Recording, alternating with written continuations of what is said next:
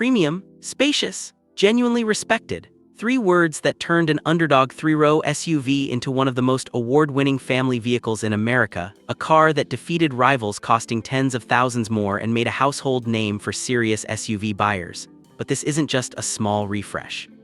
The Telluride has been redesigned from the ground up, and there is one swirling around this generation that, if confirmed, would add a capability no Telluride has ever offered before and change the conversation around this vehicle completely. We'll get to that, and that should get fans pretty excited. We're talking about the 2027 Telluride, all new, fully redesigned, and ready to defend its title against a much tougher field than the one it originally conquered. Let's get into the design. Up front, the grille is wider and more structured than the outgoing model, a bold horizontal mesh pattern flanked by sharper intakes that give the face a more assertive, truck-like presence.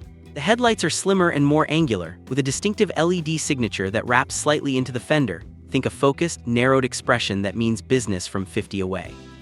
On the sides, the body is taller and squarer than before, with a strong raised shoulder line that runs from the leading edge of the front door all the way to the tail. It makes the Telluride look wider and more planted than ever. The wheels are expected to step up to 20 and 22-inch options on upper trims, with a rugged multi-spoke design that fills the arches cleanly without looking overdressed. Thick black cladding wraps the lower body and wheel arches, practical, protective, and the visual signal that this SUV was made for more than school runs. At the rear, horizontal taillights span the full width of the tailgate, connected by a chrome strip that anchors the entire back end. Every angle of the new Telluride has been shaped with intention: wider tracks, taller ride height, and a stance that communicates capability before you ever leave the driveway. But step inside, because this is where the generational leap really becomes clear. Step inside, and this is where some of the biggest changes are expected. The cabin has been completely rethought. Genuine leather on upper trims, soft-touch synthetic on the base, and a horizontal dashboard layout that feels wider and more open than the outgoing generation, more lounge than cockpit, and that's entirely the point. Centerpiece is a panoramic curved display, a single seamless unit housing a 12.3-inch infotainment screen and a 12.3-inch driver display, running latest connected car navigation software with wireless Apple CarPlay, Android Auto, and over-the-air update capability built in. In front of you, the digital cluster is clean and showing exactly the information you want, laid out exactly the way you want it. Whether you're navigating a packed school pickup or covering serious ground on a long interstate drive, the storage throughout has been genuinely redesigned. A deep console bin, a wireless charging pad, rear USB-C ports for every row, and second-row occupants getting their own climate controls and a proper armrest. And the third row, the one that has always been the Telluride's secret weapon, is expected to offer even more legroom than before, with a power fold function to be standard from mid-trim. Whether you're loading in the whole family or reconfiguring the cabin in seconds for cargo, this interior is built around real-life use, not a brochure. But what's powering all of this? That's where the most important question finally gets answered.